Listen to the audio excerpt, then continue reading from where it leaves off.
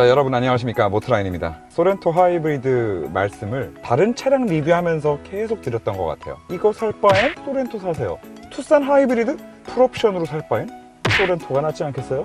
라고 이렇게 많이 소렌토에 대한 얘기를 해왔는데, 정작 제가 이 소렌토를 지금까지 리뷰를 하진 못했었거든요. 그러다가 이렇게 차주분께서 협찬해 주셨습니다. 너무나 감사드리고요. 제가 이 소렌토 하이브리드 차량을 유독 더 타보고 싶었던 데는 몇 가지 이유가 있는데, 일단 기본적으로 저는 하이브리드 차량에 관심이 엄청 많습니다. 물론 하이브리드 차량이 지금까지는 우리가 느껴보지 못했던 이런 신문물과도 같은 이런 파워트레인을 가지고 있기 때문에 관심이 많은 것도 물론 있겠지만, 차량을 평가함에 있어서 그 차량이 가지고 있는 그 컨셉에 따라서 어떤 차량은 운동 성능이 더 중요할 수도 있을 거고, 어떤 차량은 다 필요 없고 적재 공간이 가장 중요할 수도 있을 거고, 그런 차원에서 봤을 때 우리가 일반적으로 데일리로 타고 다니는 대부분의 많은 차량은 그 무엇보다도 중요시 되는 게 바로 정숙성이고,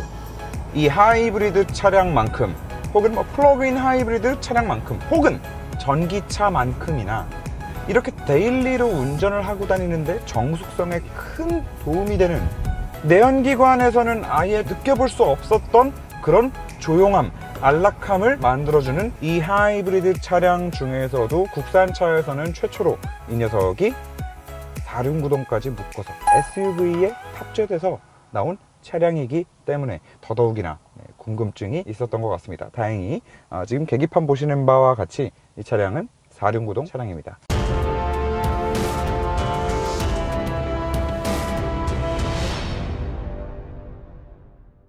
자, 출발함과 동시에 뒷바퀴의 동력이 쫙 갔다가 어느 정도 속도가 붙고 나면, 일단 가장 큰 접지력을 요하는 처음 스타트 상황을 벗어나고 나면 앞바퀴 쪽으로 점점 더 출력을 밀어주는 것을 지금 확인하실 수 있죠. 자, 그럼에도 뒷바퀴에는 아주 조금의 동력은 걸려 있습니다. 완전히 끊지는 않아요.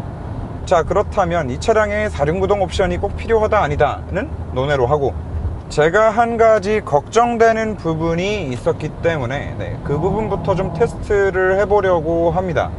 항상 드리는 말씀이지만 하이브리드 차량이 모터로만 갈 때 너무 조용하고 좋지. 특히나 우리나라처럼 막히는 구간에서 가다서다를 수없이 반복해야 되는 그 상황에 높은 토크를 순식간에 쭉 뿜어줌으로써 엔진 소리를 아예 듣지 않은 상태로도 가다서다를 반복할 수 있다거나, 혹은 엔진의 RPM을 그렇게 높게 올리지 않아도, 악셀 페달에 발목 아프게 계속 꾹꾹꾹꾹 눌러대지 않아도 조용하게 편안한 시내 주행이 가능하다라는 거. 그런데 지금 이 구조만 하더라도 굉장히 복잡하단 말이죠. 일반 내연기관, 우리가 원래 알고 있던 내연기관은 차가 앞으로 갈 땐 무조건 그냥 엔진이 돌고 있는 거고, 단순히 속도에 따라서 트랜스미션이 기어 변속만 해주면 끝나는 구조였단 말이죠. 그런데 이제는 실시간으로 주행 환경에 따라서 모터 혼자만 가다가 엔진과 같이 가다가, 또 어떨 때는 엔진과 모터가 처음부터 같이 출발을 하다가, 또 달리다가 엔진이 떨어졌다가 타력 주행을 하다가 갑자기 급가속을 할 때는 악셀을 밟으면 또 엔진이 순식간에 그 빠른 속도로 재빠르게 켜져서 ASC 로직으로 동기화돼서 붙어야 되기도 하는, 이 수없이 많은 로직들이 얽히고 설켜서 운전하는 내내 동작하고 있는데, 여기에다가 4륜구동까지 끼어든다? 4륜까지? 그냥 단순히 생각해보기만 하더라도 원래 굉장히 간단한 구조에 있던 녀석들이었는데, 그냥 앞바퀴 2개로만 동력을 전달하고 빼고 하면 되는 녀석들이었는데, 이제는 그 사이에 또 프론트 디퍼렌셜에서 뒤쪽으로 구동축을 하나 빼주고, 그 구동축이 계속 돌고 있고, 또 뒤쪽 리어 디퍼렌셜에서 뒷바퀴로 구동력을 얼마나 줄 거다를 또 따로 계산을 해서 거기서 클러치를 또 붙였다 뗐다 붙였다 뗐다 하면서 뒷바퀴에다가 구동력을 줬다 뺐다 줬다 뺐다 까지 해야 되는 그런 상황까지 된 거란 말이죠. 그래서 궁금해졌어요. 과연 여기에 4륜까지 쑤셔박은 상태에서, 또 4륜뿐만이 아니죠. 지금까지 현대기아가 하이브리드 파워트레인을 적용했던 그 모든 차종들 중에서 얘는 공차 중량도 가장 무겁습니다. 그래서 과연 1.6 터보 엔진에 6단 오토 ASC 로직까지 적용되어 있는 이 현대의 신형 하이브리드 파워트레인이 4륜구동까지 조합된 상태에서의 이 느낌이 어떤지 제대로 테스트를 해보기 위해서 이 엔진 클러치의 단점이 가장 극명하게 잘 드러나는 언덕길에서 좀 테스트를 해보도록 하겠습니다. 자, 지금 전기 모드로만 가고 있고 언덕길입니다. 악셀.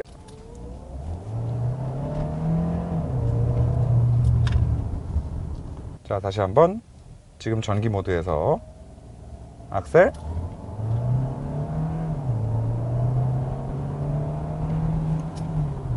네, 결론부터 말씀드리자면 공차 중량이 지금 더 높아지고 4륜구동이 추가됐다라고 해서 언덕길에서 전기로만 가다가 악셀을 깊게 밟아서 갑작스럽게 엔진이 개입됐을 때 예전에 우리가 알고 있던 하이브리드 파워트레인에서 느끼던 그 꿀렁거림, 울컥거림 이런 것들은 일단 지금 전혀 느껴지지 않아요. 그런데 한 가지 확실한 거는 공차 중량과 4륜구동이다라는 것만 빼고 나면 지금 얘랑 완전히 똑같은 엔진, 모터, 엔진 클러치, 변속기가 들어가 있는 투싼과 비교를 해서 말씀을 드렸을 때 투싼 같은 경우에는 전기 모드로만 가다가 악셀을 깊게 밟고 갑작스럽게 엔진이 붙었을 때 그때 모터로만 가다가 엔진이 갑자기 딱 붙었으니까 힘이 확 느껴질 거 아니에요.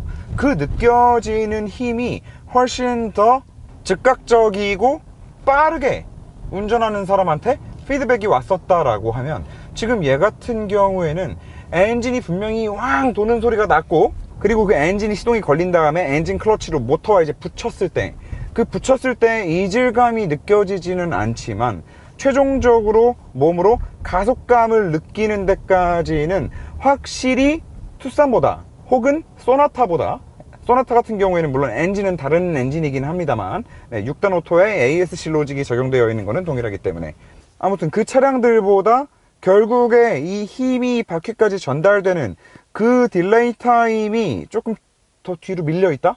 라는 느낌이 일단은 확실히 오는데 자, 그래서 여기서 한 가지 추정을 해봄과 동시에 여러분들께 한 가지 추천드리고 싶은 거는 지금 차주분 같은 경우에는 이제 완전 풀옵션으로 구매를 하셨는데 이 차량이 전륜 베이스 차량이기도 하거니와 더군다나 하이브리드 파워트레인이 들어가 있는 차량이기 때문에 가뜩이나 정신없이 엔진을 떨어뜨렸다 붙였다 이 상황이 무수히 계속 반복되고 있는 이 녀석한테 굳이 4륜구동이라는 파워트레인 저 뒷바퀴로 조금 가는 그 구동력을 만들어내기 위해서 이런 부담감을 줄 필요가 있을까?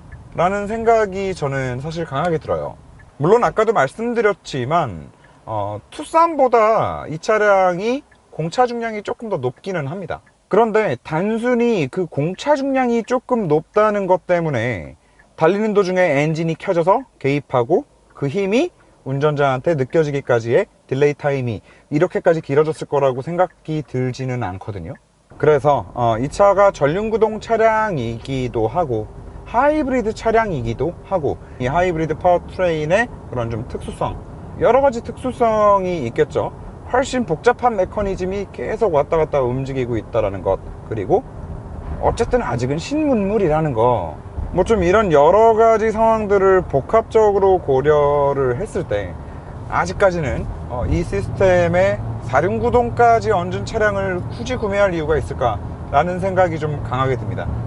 물론 뭐 이 차량을 타고 굉장히 그 험로를 들어가실 일이 많으시고 오프로드를 다녀야 된다라고 하시는 분들께는 조금 뭐 제외가 되는 얘기일 수도 있겠지만 단순히 온로드 주행 시에 뭐 트랙션을 잃는 게 좀 겁난다라고 하시는 분들은 딱히 그것 때문에 4륜구동 차량을 선택하실 필요는 없는 세상에 살고 있다라고 생각을 하거든요. 왜냐면 자세를 잃었을 때 요즘에는 또 이제 브레이킹으로 4륜구동이 아니라 브레이킹으로 자세를 또 이렇게 컨트롤 해주는 그런 기능들을 차량들이 다 탑재를 하고 있기 때문에 이 차량에 4륜구동 시스템이 들어간다라는 거는 이 하이브리드 파워트레인만의 그 정숙성, 부드러움, 매끄러움에 있어서 그 좀 중요한 장점을 오히려 좀 깎아먹을 수도 있는 그런 요소가 될 수도 있을 것 같다. 그렇기 때문에 4륜구동은 안 나오시는 거를 좀 추천을 드리고 싶어요.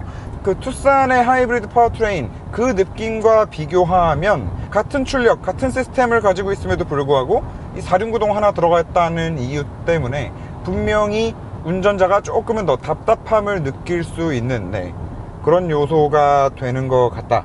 제가 실제로 그렇게 느끼고 있기 때문에 그대로 말씀을 한번 좀 이렇게 드려보고요.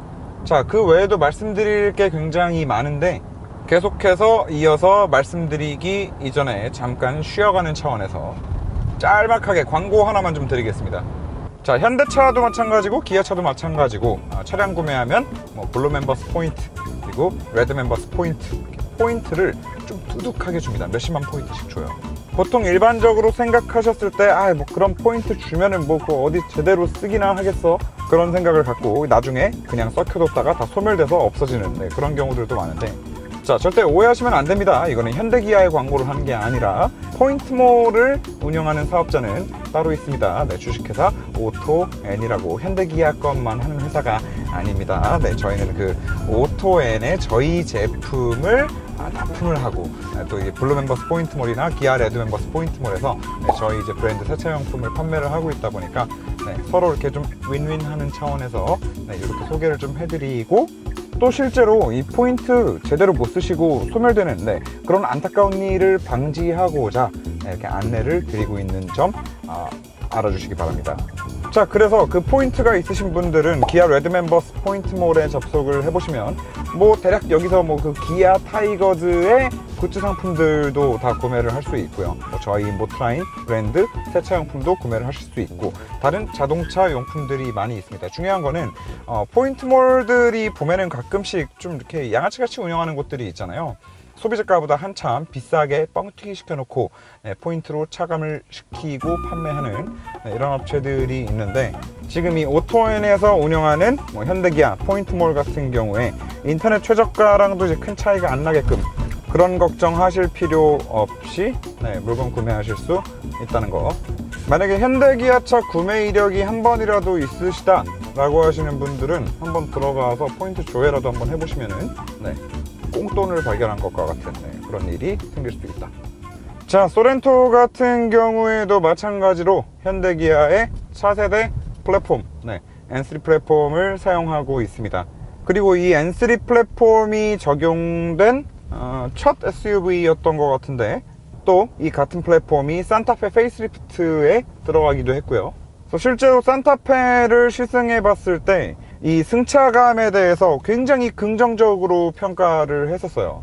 진짜 우리가 이전에 알고 있던 한없이 출렁거리기만 하는, 그렇다고 그 출렁거림이 기분 좋은 출렁거림도 아니고, 출렁거린다라고 해가지고 잔요철을 잘 걸러내는 것도 아니고, 그런 이전의 승차감들과는 진짜 너무나 확연하게 달라진 그런 승차감을 가지고 있다라고 굉장히 좀 긍정적인 평가를 했었는데, 소렌토 같은 경우도 지금 제가 시승했던 그 산타페 페이스리프트 모델과 주행 느낌은 매우 흡사합니다.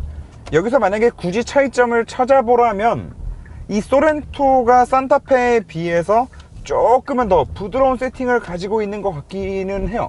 방지턱을 넘어봐도 그렇고, 고속에서 좀 이렇게 급차선 변경을 했을 때도 분명히 산타페보다는 소렌토가 롤이 조금 더 있는 느낌이기는 합니다. 하지만 그건 어디까지나 좀 한계 영역에 갔을 때, 좀 이렇게 차량을 끝까지 몰아붙였을 때나 좀 느낄 수 있는 부분이기 때문에 일상 영역에서 일반적인 주행을 하고 다니기에는 크게 운전자가 느낄 수 있을 정도의 수준은 아닌 것 같다.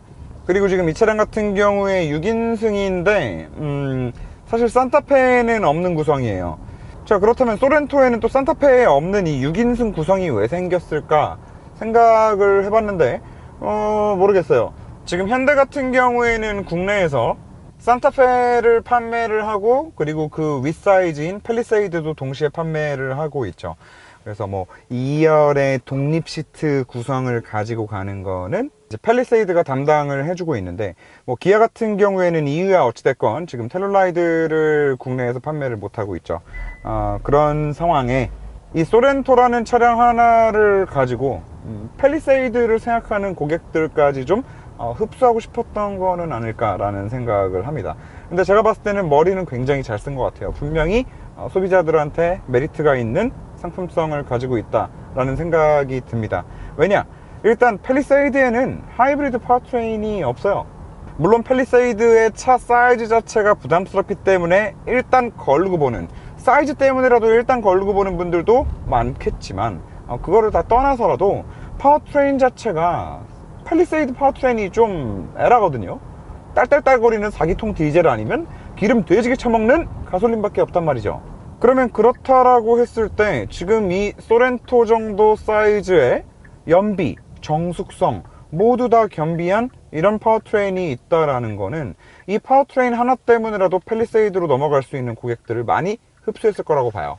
거기에 하나 더, 팰리세이드를 구매하시는 분들 중에 꽤 많은 분들이 그 뒷좌석에 어르신들도 태우고 다니고 짐도 많이 싣고 다니고 그런 목적으로 차량을 사용하시기 위해서 팰리세이드를 구매하시는 분들이 꽤나 많습니다. 그럼 그런 분들한테 큰 메리트가 있는 게 뭐냐, 또 뒷좌석에서 느낄 수 있는 안락함이겠죠. 그런 차원에서 이 소렌토 같은 차량에 2열 독립 시트를 넣고 가운데 통로 만들어서 뒷자리까지 편하게 드나들 수 있게 만드는 이런 레이아웃을 갖췄다라는 거는 모르겠어요. 기아 입장에서 울며 겨자 먹기로 어쩔 수 없이 만든 뭐 이런 좀 태생적인 텔룰라이드를 팔지 못하기 때문에 나온 이런 구성인지는 모르겠으나 결과적으로 봤을 때 소비자들한테 굉장히 괜찮은 상품 구성인 것처럼 보인다.